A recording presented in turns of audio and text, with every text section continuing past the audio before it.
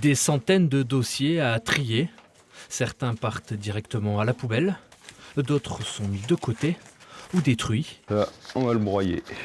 2 semaines après sa défaite lors des élections législatives, le désormais ex-député Xavier Battu doit rendre tous les moyens matériels mis à sa disposition lors de sa mandature, aidé par ses anciens collaborateurs.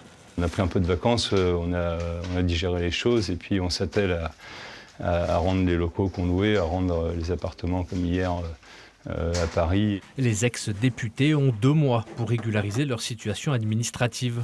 Avance de frais de mandat, compte de campagne, tout doit être épluché puis transféré au cabinet de comptabilité pour être ensuite validé.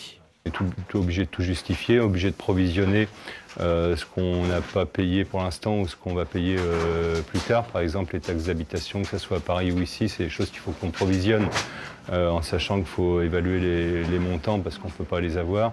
Voilà, il y a tout ça à faire. Il n'est plus élu, mais reste présent politiquement.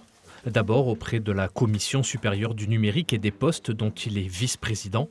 Ensuite, par son engagement auprès de son groupe politique Horizon. L'objectif, en fonction de ce qui se passe à l'Assemblée nationale dans les prochaines semaines et dans les prochains mois, c'est de se préparer au coup d'après. Donc pourquoi pas une dissolution en fin d'année prochaine au moment du projet de loi de finances.